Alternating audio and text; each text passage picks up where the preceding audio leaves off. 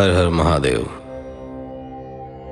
श्री पार्वती खंड के इस एपिसोड में आप सुनेंगे अध्याय संख्या 23, 24 और 25। तो चलिए प्रारंभ करते हैं 23वें अध्याय से। शिव से विवाह करने का अनुरोध। ब्रह्मा जी कहते हैं, हे नारद, देवताओं ने वहां पहुंचकर भगवान शिव को प्रणाम करके उनकी स्तुति की। वहां उपस्थित नंदीश्वर भगवान शिव से बोले, प्रभु, देवता और मुनि संकट में पड़कर आपके शरण में आए हैं। सर्वेश्वर, आप उनका उद्धार करें। दयालु नंदी के इन वचनों को सुनकर भगवान शिव ने धीरे धीरे आंखें खोल दी। समाधि से विरत होकर परम ज्ञानी परमात्मा भगवान शंकर देवताओं से बोले, हे ब्रह्मा जी, हे श्री हरि विष्णु एवं अन्य देवताओं, आप सब यहाँ एक साथ क्यों आए हैं? आपके आने का क्या प्रयोजन है? आप सभी को साथ देखकर लगता है कि अवश्य ही कोई महत्वपूर्ण बात है, अतः आप मुझे उस बात से अवगत कराएं। भगवान शंकर के ये वचन सुनकर सभी देवताओं का भय पूर्णतः दूर हो गया और वे प्रसन्न होकर भगवान विष्णु को देखने लगे। तब श्री हरि विष्णु सभी देवताओं का प्रतिनिधित्व करते हुए भगवान शिव से बोले, भगवान शंकर, तारकासुर नामक दानव ने हम सभी देवताओं को बहुत दुखी कर रखा है। उसने हमें अपने अपने स्थानों से भी निकाल दिया है। यही सब बताने के लिए हम सब देवता आपके पास आए हैं। भगवान, ब्रह्मा जी द्वारा प्राप्त वरदान के फलस्वरूप उस तारकासुर की मृत्यु आपके पुत्र के द्वारा निश्चित है। हे स्वामी, आप उस दुष्ट का नाश कर हम सबकी रक्षा करें, हम सबका उद्धार कीजिए। प्रभु, आप हिमालय पुत्री पार्वती का पाणी ग्रहण कीजिए। आपका विवाह ही हमारे कष्टों को दूर कर सकता है। आप भक्त वत्सल हैं। अपने भक्तों के दुखों को दूर करने के लिए आप देवी पार्वती से शीघ्र विवाह कर लीजिए। विष्णु जी के ये वचन सुनकर भगवान शिव बोले, देवताओं, यदि मैं आपके कहे अनुसार परम सुंदरी देवी पार्वती से विवाह कर लूं, तो इस धरती पर सभी मनुष्य, देवता और ऋषि मुनि कामी हो जाएंगे। तब वे परमार्थ पद पर नहीं चल सकेंगे। देवी दुर्गा अपने विवाह से कामदेव को पुनः जीवित कर देंगी। मैंने कामदेव को भस्म करके देवताओं के हित का ही कार्य किया था। सभी देव निष्काम भाव से उत्तम तपस्या कर रहे थे ताकि विशिष्ट प्रयोजन को पूर्ण कर सकें।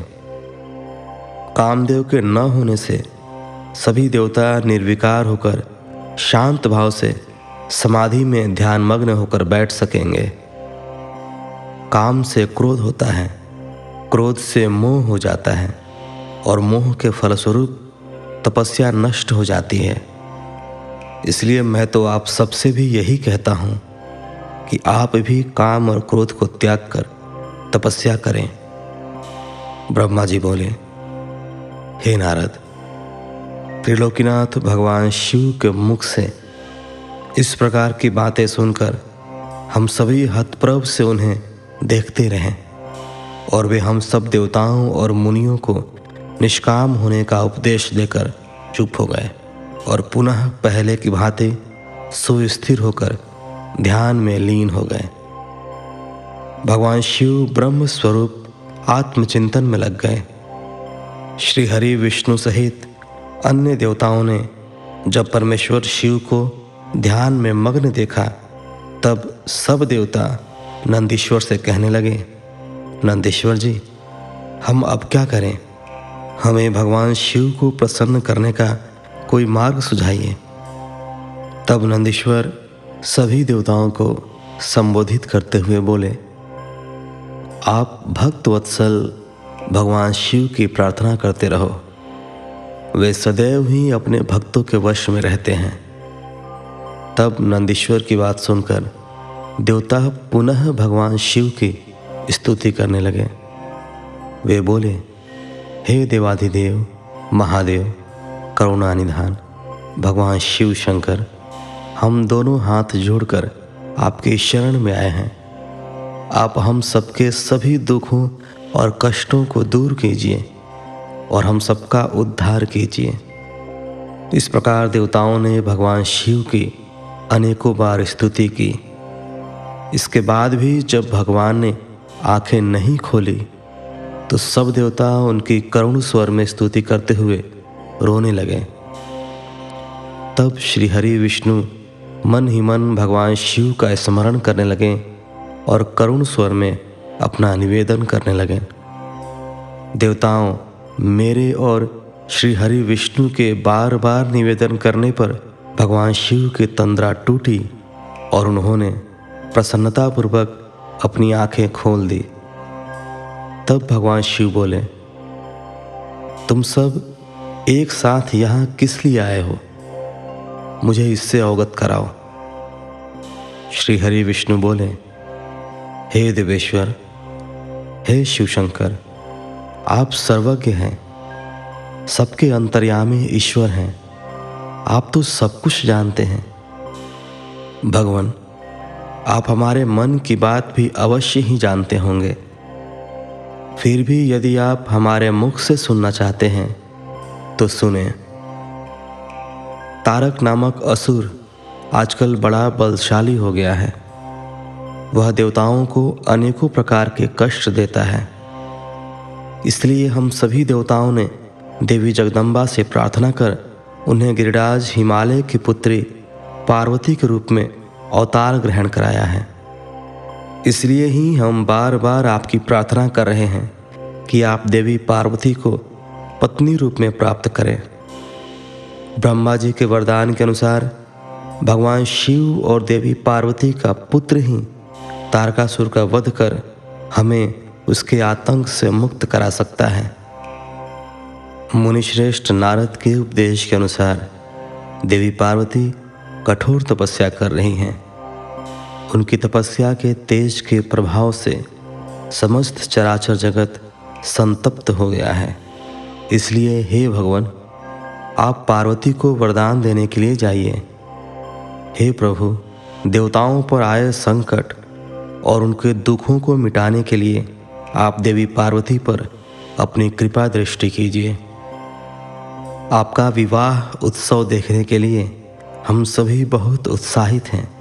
अतः प्रभु, आप शीघ्र ही विवाह बंधन में बंधकर हमारी इस इच्छा को भी पूरा करें। भगवान, आपने रति को जो वरदान प्रदान किया था उसके पूरा होने का भी अवसर आ गया है। अतः महेश्वर, आप अपनी प्रतिज्ञा को शीघ्र ही पूरा करें।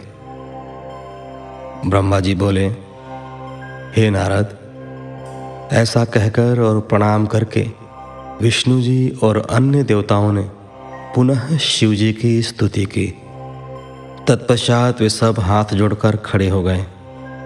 तब उन्हें देखकर वेद मर्यादाओं के रक्षक भगवान शिव हंसकर बोले, हे हरे, हे विधे और हे देवताओं, मेरे अनुसार विवाह करना उचित कार्य नहीं है, क्योंकि विवाह मनुष्य को बांध कर रखने वाली बेड़ी है। जगत में अनेक कुरीतियां हैं। स्त्री का साथ उनमें से एक है। मनुष्य सभी प्रकार के बंधनों से मुक्त हो सकता है, परंतु स्त्री के बंधन से वह कभी मुक्त नहीं हो सकता। एक बार को लोहे और लकड़ी की बनी जंजीरों से मुक्ति मिल सकती है, परंतु विवाह एक ऐसी कैद है जिससे छुटकारा पाना असंभव है। विवाह मन को विषयों के वशीभूत कर देता है, जिससे मोक्ष की प्राप्ति असंभव हो जाती है। मनुष्य यदि सुख की इच्छा करता है तो उसे इन विषयों को त्याग देना चाहिए। विषयों को विष के समान माना जाता है। इन सब बातों का ज्ञान होते हुए भी मैं आप सबकी प्रार्थना को सफल करूंगा, क्योंकि मैं सदैव ही अपने भक्तों के अधीन रहता हूँ। मैंने अपने भक्तों की रक्षा के लिए अनेक कष्ट सहे हैं। हे हरे और हे विधे, आप तो सब कुछ जानते ही हैं। मेरे भक्तों पर जब जब विपत्ति आती है तब तब मैं उनके सभी कष्टों को दूर करता हूँ। भक्तों के अधीन होने के कारण मैं उनके हित में अनुचित कार्य भी कर बैठता हूँ। भक्तों के दुखों को मैं हमेशा दूर करता हूँ। तारकासुर ने तुम्हें जो दुख दिए हैं उन्हें मैं भली भांति जानता हूँ। उनको मैं अवश्य ही दूर करूँगा। जैसा कि आप सभी जानते हैं, मेरे मन में विवाह करने की कोई इच्छा नहीं है। फिर भी पुत्र प्राप्ति हेतु मैं देवी पार्वती का पाणी ग्रहण अवश्य करूँगा। अब तुम सब देवता निर्भय और निडर होकर अपने अपने धाम को लौट जाओ। मैं तुम्हारे कार्य की सिद्धि अवश्य करूँगा। इसलिए अपनी सभी चिंताओं को त्याग कर सभी सहर्ष अपने घर जाओ। ऐसा कहकर भगवान शंकर पुनः मौन हो गए और समाधि में बैठकर ध्यान में मग्न हो गए। तत्पश्चात विष्णु जी और मैं देवराज इंद्र सहित सभी देवता अपने अपने धामों को खुशी से लौट आए। 24वां अध्याय। सप्तर्षियों द्वारा पार्वती की परीक्षा। ब्रह्मा जी कहते हैं, देवताओं के अपने अपने निवास पर लौट जाने के उपरांत भगवान शिव पार्वती की तपस्या की परीक्षा लेने के विषय में सोचने लगे। वे अपने परात पर माया रहित स्वरूप का चिंतन करने लगे। वैसे तो वे सर्वेश्वर और सर्वज्ञ हैं। वे ही सबके रचनाकार और परमेश्वर हैं। उस समय देवी पार्वती बहुत कठोर तप कर रही थी। उस तपस्या को देखकर स्वयं भगवान शिव भी आश्चर्यचकित हो गए। उनकी अटूट भक्ति ने शिव जी को विचलित कर दिया। तब भगवान शिव ने सप्तर्षियों का स्मरण किया। उनके स्मरण करते ही सातों ऋषि वहां आ गए। वे अत्यंत प्रसन्न थे और अपने सौभाग्य की सराहना कर रहे थे। उन्हें देखकर शिव जी हंसते हुए बोले, आप सभी परम हितकारी व सभी वस्तुओं का ज्ञान रखने वाले हैं। गिरिराज हिमालय की पुत्री पार्वती इस समय सुस्थिर होकर शुद्ध हृदय से गौरी शिखर पर्वत पर घोर तपस्या कर रही है। उनकी इस तपस्या का एकमात्र उद्देश्य मुझे पति रूप में प्राप्त करना है। उन्होंने अपनी सभी कामनाओं को त्याग दिया है। मुनिवरों, आप सब मेरी इच्छा से देवी पार्वती के पास जाएं और उनकी दृढ़ता की परीक्षा लें। भगवान शिव की आज्ञा पाकर सातों ऋषि देवी पार्वती के तपस्या वाले स्थान पर चले गए। वहाँ देवी पार्वती तपस्या में लीन थीं। उनका मुख तप पुंज से प्रकाशित था। उन उत्तम व्रतधारी सप्तर्षियों ने हाथ जोड़कर मन ही मन देवी पार्वती को प्रणाम किया। तत्पश्चात ऋषि बोले, हे देवी गिरिराज नंदिनी, हम आपसे यह जानना चाहते हैं कि आप किस लिए यह तपस्या कर रही हैं। आप इस तप के द्वारा किस देवता को प्रसन्न करना चाहती हैं और आपको किस फल की इच्छा है। उन सप्तर्षियों के इस प्रकार पूछने पर गिरिराज कुमारी देवी पार्वती बोली, मुनीश्वरों, आप लोगों को मेरी बातें अवश्य ही असंभव लगेंगी। साथ ही मुझे इस बात की भी आशंका है कि आप लोग मेरा परिहास उड़ाएंगे, परंतु फिर भी जब आपने मुझसे कुछ पूछा है तो मैं आपको इसका उत्तर अवश्य दूंगी। मेरा मन एक बहुत उत्तम कार्य के लिए तपस्या कर रहा है। वैसे तो यह कार्य होना बहुत मुश्किल है, तथापि मैं इसकी सिद्धि हेतु पूरे मनोयोग से कार्य कर रही हूँ।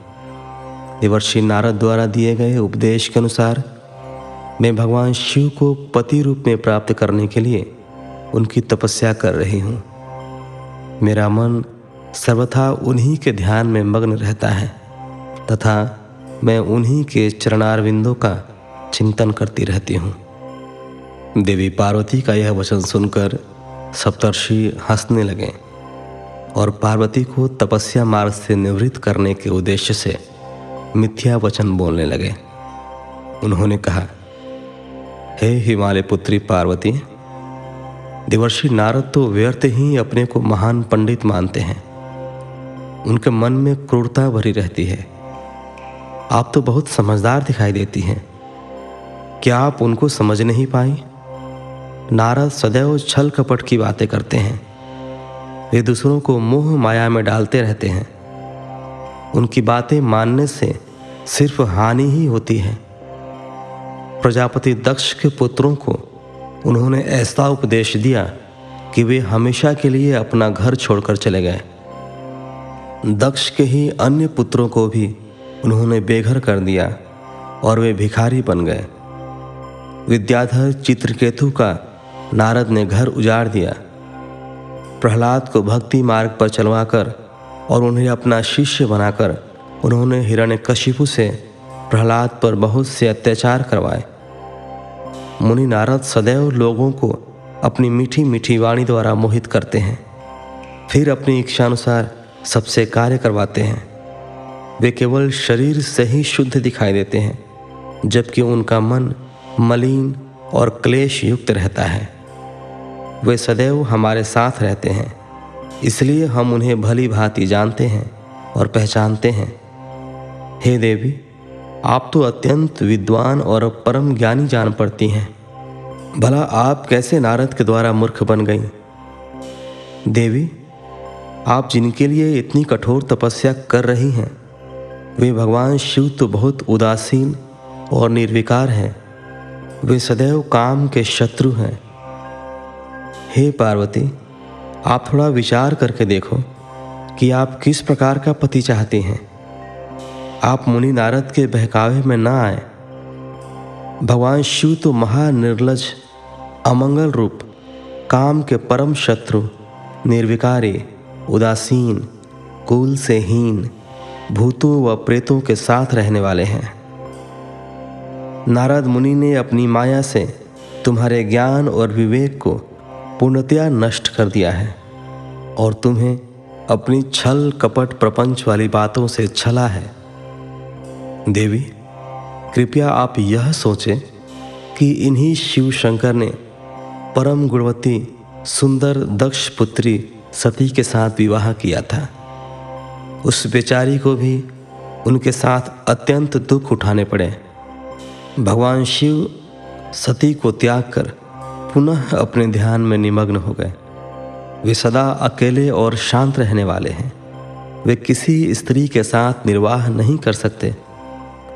तभी तो देवी सती ने इसी दुख के कारण अपने पिता के घर जाकर अपने शरीर को योगाग्नि में जलाकर भस्म कर दिया था। हे देवी, इन सब बातों को यदि आप शांत मन से ध्यान लगाकर सोचें तो पूर्णता सही पाएंगे। इसलिए हम आपसे यह प्रार्थना करते हैं कि आप यह तपस्या कर शिवजी को प्रसन्न करने का हठ छोड़ दें और वापस अपने पिता हिमालय के घर चली जाएं। जहाँ तक आपके विवाह का प्रश्न है, हम आपका विवाह योग्य वर से अवश्य करा देंगे।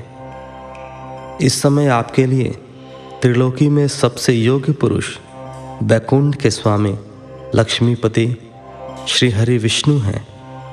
वे तुम्हारे अनुरूप ही सुंदर एवं मंगलकारी हैं। उन्हें पति के रूप में प्राप्त करके आप सुखी हो जाएंगे। अतः देवी, आप भगवान शिव को पति रूप में प्राप्त करने के इस हठ को त्याग दें। सप्तर्षियों की ऐसी बातें सुनकर साक्षात जगदम्बा का अवतार देवी पार्वती हंसने लगी और उन परम ज्ञानी सप्तर्षियों से बोली, हे मुनीश्वरों, आप अपनी समझ के अनुसार सही कह रहे हैं, परंतु मैं अपने दृढ़ विश्वास को त्याग नहीं सकती। मैं गिरिराज हिमालय की पुत्री हूँ। पर्वत पुत्री होने के कारण मैं स्वाभाविक रूप से कठोर हूँ। मैं तपस्या से घबरा नहीं सकती। इसलिए हे मुनिगणों, आप मुझे रोकने की चेष्टा न करें। मैं जानती हूँ कि देवर्षि नारद ने जो उपदेश मुझे दिया है और शिवजी की प्राप्ति का साधन जो मुझे बताया है वह असत्य नहीं है। मैं उसका पालन अवश्य करूँगी। यह तो सर्वविदित है कि गुरुजनों का वचन सदैव हित के लिए ही होता है। इसलिए मैं अपने गुरु नारद जी के वचनों का सर्वथा पालन करूँगी। इससे ही मुझे दुखों से छुटकारा मिलेगा और सुख की प्राप्ति होगी।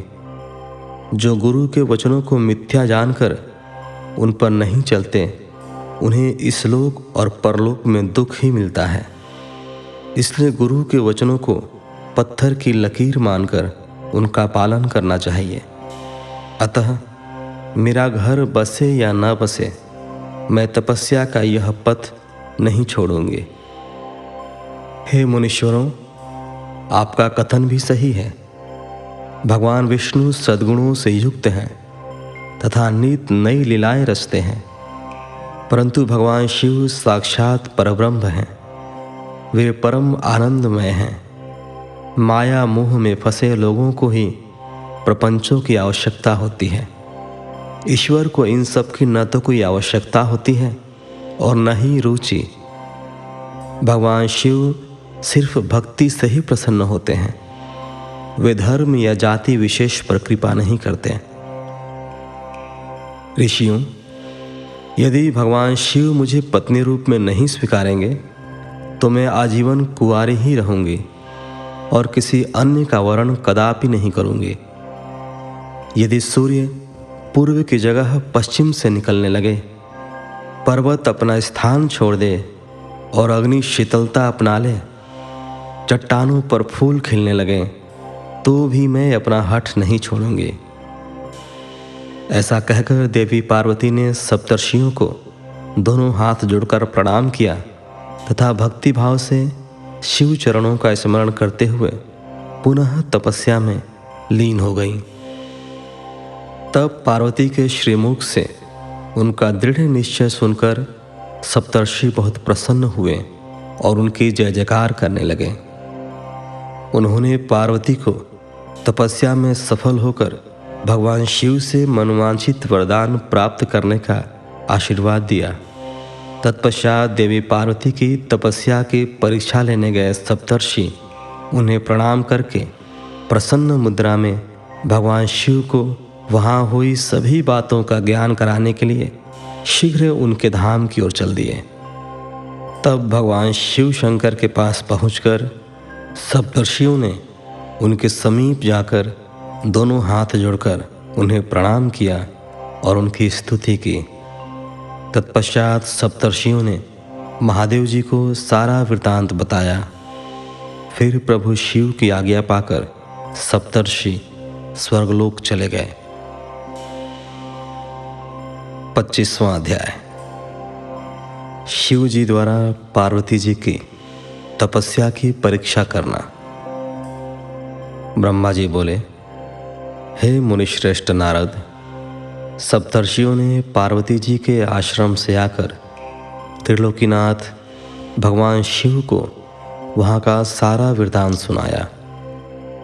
सप्तर्षियों के अपने लोक चले जाने के पश्चात शिव जी ने देवी पार्वती की तपस्या की स्वयं परीक्षा लेने के बारे में सोचा। परीक्षा लेने के लिए महादेव जी ने एक तपस्वी का रूप धारण किया और उस स्थान की ओर चल दिए जहाँ पार्वती तपस्यारत थी। आश्रम में पहुंचकर उन्होंने देखा देवी पार्वती वेदी पर बैठी हुई थी और उनका मुखमंडल चंद्रमा की कला के समान तेजोदीप्त था। भगवान शिव ब्राह्मण देवता का रूप धारण करके उनके सम्मुख पहुंचे। ब्राह्मण देवता को आया देखकर पार्वती ने भक्तिपूर्वक उनका फल फूलों से पूजन सत्कार किया। पूजन के बाद देवी पार्वती ने ब्राह्मण देवता से पूछा, हे ब्राह्मण देव, आप कौन हैं और कहाँ से पधारे हैं? मुनीश्वर, आपके परम तेज से यह पूरा वन प्रकाशित हो रहा है। कृपा कर मुझे अपने यहाँ आने का कारण बताइए।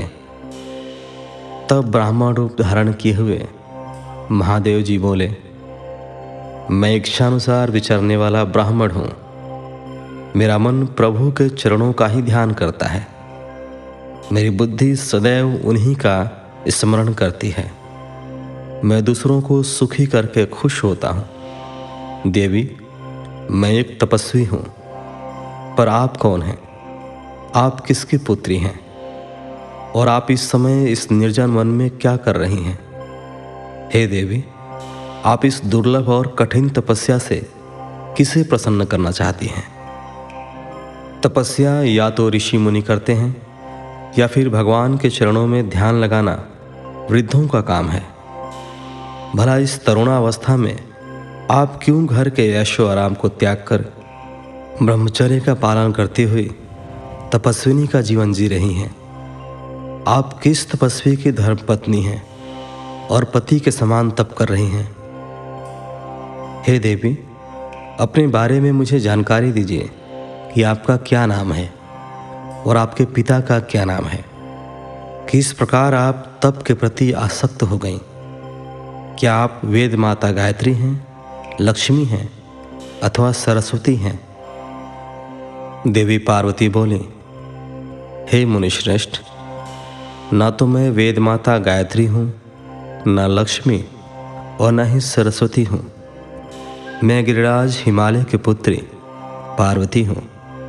पूर्व जन्म में मैं प्रजापति दक्ष की पुत्री सती थी, परंतु मेरे पिता दक्ष द्वारा मेरे पति भगवान शिव का अपमान देखकर मैंने योगाग्नि द्वारा अपने शरीर को जलाकर भस्म कर दिया था। इस जन्म में भी प्रभु शिव शंकर की सेवा करने का मुझे अवसर मिला था।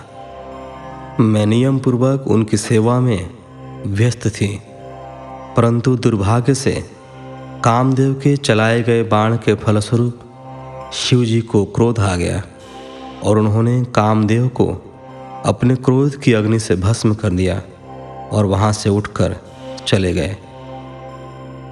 उनके इस प्रकार चले जाने से मैं पीड़ित होकर उनकी प्राप्ति का प्रयत्न करने हेतु तपस्या करने गंगा के तट पर चली आई हूँ।